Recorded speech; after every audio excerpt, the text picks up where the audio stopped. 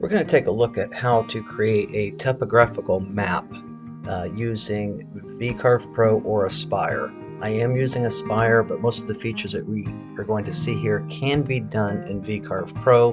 The only reason I'm using Aspire is I do plan on adding a little bit more features to this later on, so I am going to need Aspire for some of those functions. But just for the basics of creating a topographical map, and I also am going to overlay a route on this. I recently did a mountain bike ride that I thought would be kind of fun to run the map and then plan and line up the route that I rode on top of that map.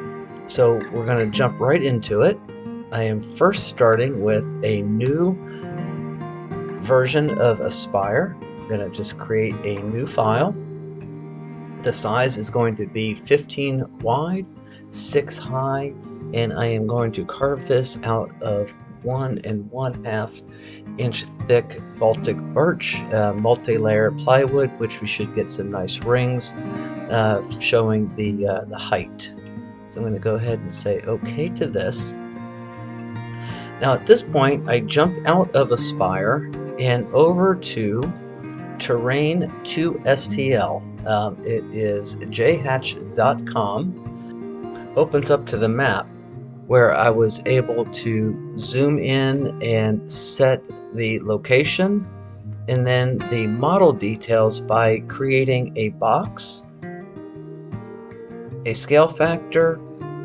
I didn't do any rotation, and a vertical scaling feature. I did add some scaling there. We're going to see a little bit more of that in Aspire as well. I got this location from a recording of the actual ride, and I was able to just kind of map out and see what matches up on that screen. So once I have found the area locked in, I clicked generate 3D model or generate the model and click download. It does download it into a zip file. Once it was downloaded, I extracted it, and it is an STL model that we will then import into Aspire. While I was here, I also took a screen capture of just the red section here. I was using Snagit, Snippet, Windows built-in would work just the same. So I took a two-dimensional picture image of the red area that the STL is made from. I also took a screen capture of the route that I have here. So let's go back into Aspire now that we have both of those. The first step that we'll do is come over and down into the modeling tab and come up and import that STL file. Said it was in the downloads folder.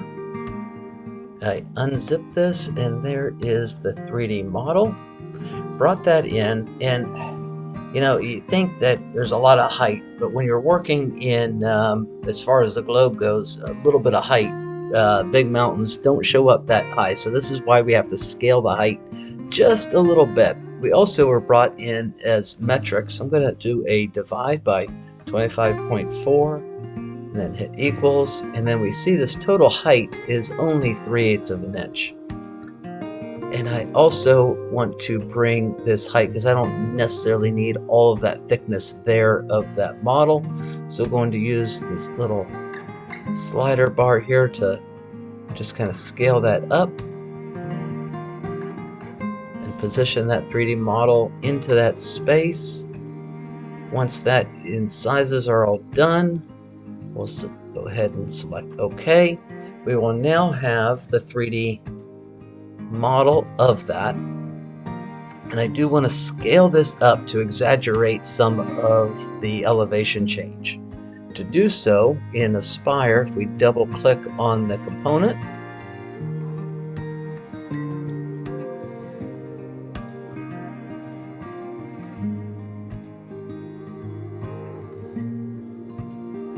We do want to scale the elevation and the height here, and to do so we could do that over in the component by right-clicking and selecting Properties, and the shape height currently is only 1/4 of an inch.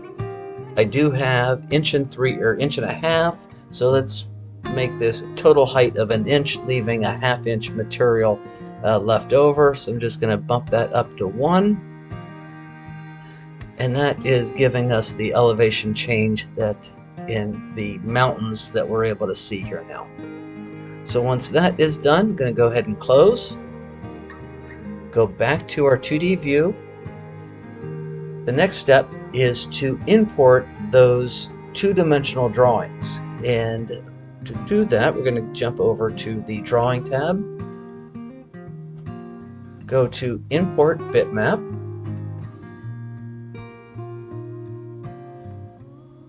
Navigating to the folder where I have those files saved. I'm just not going to leave it here. I'm going to drag that off to the left and going to do the same thing with the other picture. And again, dragging that picture off to the left. Going to hide that 3D model so we can see that, and coming over here. A couple things that we want to do is be able to scale both maps to the same. So right now, this map I know matches up to the size, or at least should match up to the size of this 3D model. Currently, if you select that 3D model in the bottom right, we could get the size of what that is, and I'm only really concerned about the X. So that is going to be 12.704.2 in the X direction. So once that is done, I'm going to select this two-dimensional picture, go to the Drawing tab. Using the scaling feature, having linked the X and Y, we're going to scale the X to 12.7042, then apply. This now means that this picture is the same size as that three-dimensional map. We will eventually need to scale this map to the same map that the 3D was created from. But before we go through and do that, I want to go around and trace out using the Draw Curve, and I'm just going to go around and click and drag and click around on the map, creating that line.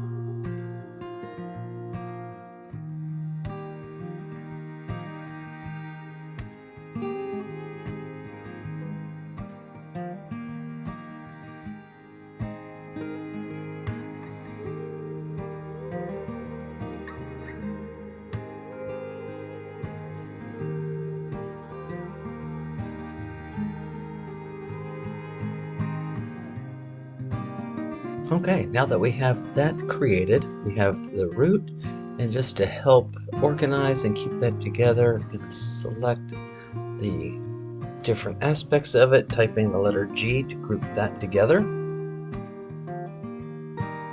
It is now time to get the scale of the root map in line with the map down below. So the trick here is to find the same intersecting points on both maps, or kind of the same location on both maps. So you can see somewhere right in this intersection point here is looking like right around here.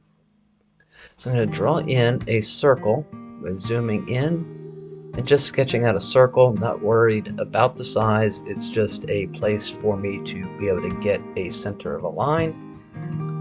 And going to zoom into the same area on the other map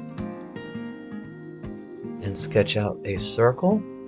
Going to the opposite side, and I try to find the same intersecting points, and I can see that area there. So zooming in, again sketching out a circle, and that is just so I could see the circle as I am zoomed out.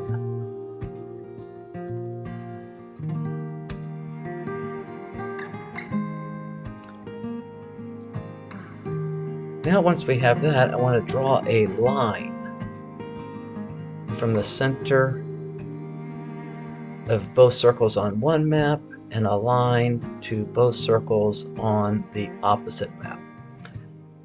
We do need to scale this map to the size of this map, and we're going to use this line to determine and help set the size for that. Same way I scaled the map to the 3D model, we're going to use that same process. So I've selected that line, which is connecting the same points across both maps, and we see that we have a x of 10.3388. I see that from the bottom right of the screen.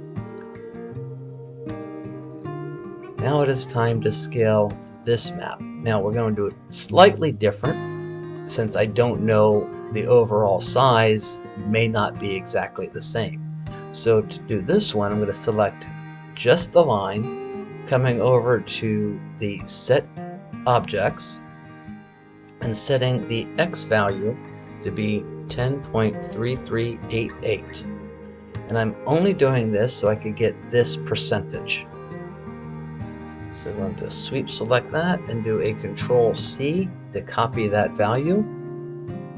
Then selecting all of the objects to that map, and again going to the set size and paste that scale factor into there and apply.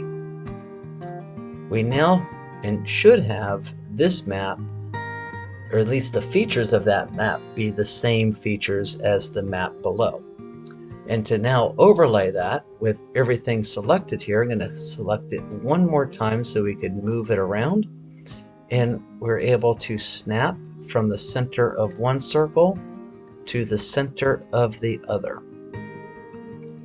And if we kind of zoom in, it looks like we did pretty good. This road is continuing up past there, and I can see those roads are somewhat matching up, maybe not 100% perfect, but good enough for this purpose.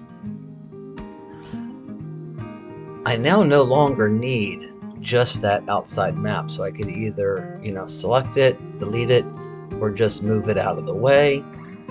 And if we zoom in, you can see it matched up fairly good to the road, and I am happy with that. I can now delete all those alignment options that we had, and now it is going to be just a matter of centering this map on top of this. And I really don't need to have the whole map, so I'm just going to stretch out a rectangle, or better yet, get exactly the same size by doing a bitmap trace. And with a black and white, just going to scroll that all the way over to the right to make it black. So all we need is the outer boundary. We'll apply, then close. I can now group that together and move that off to the side. And we want to be able to center this group onto the 3D map.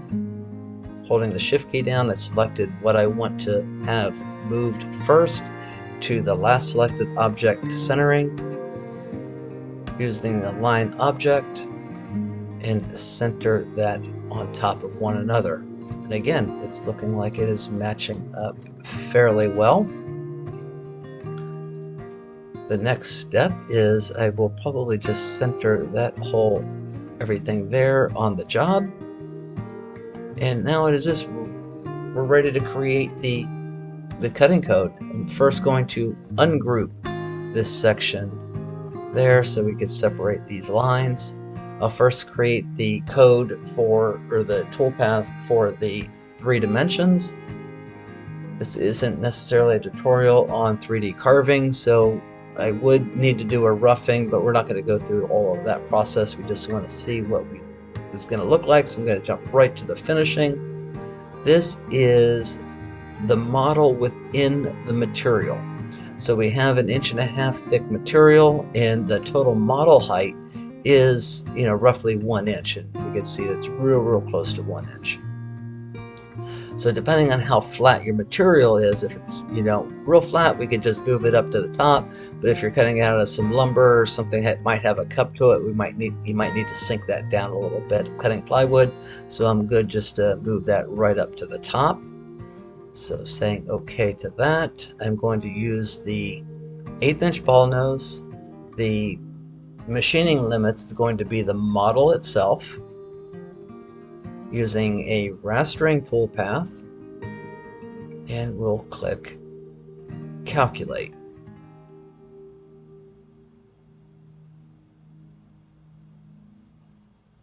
This now gives us the toolpath for that 3D model. We can preview what this looks like by clicking preview selected toolpath.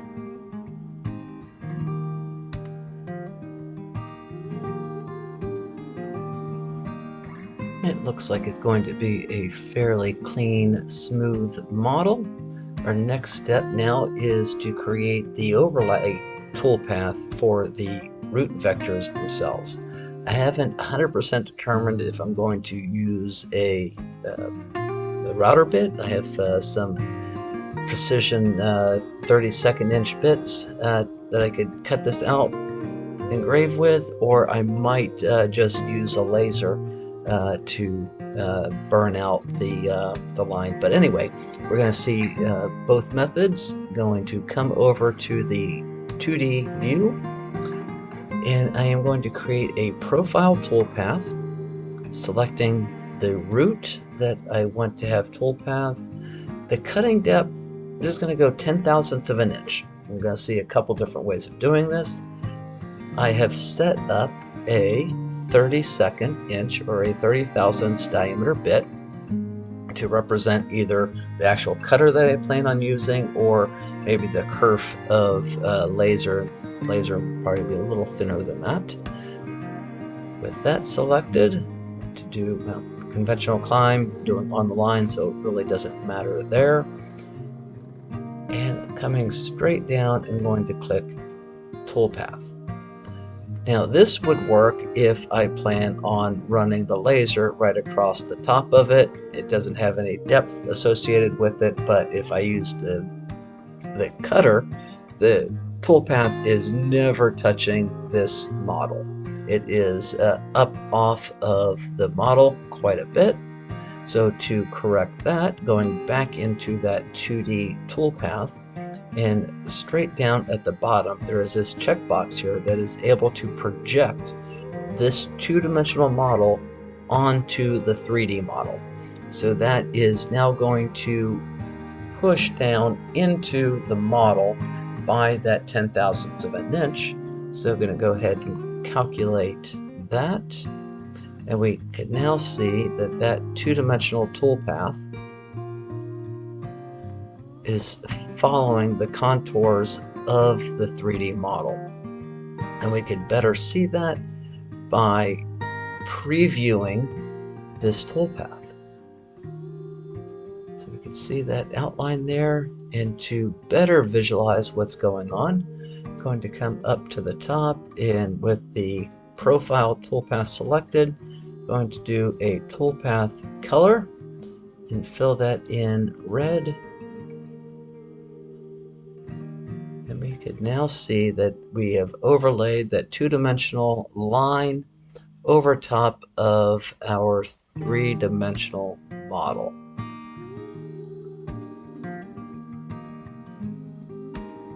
I hope you have found this somewhat helpful.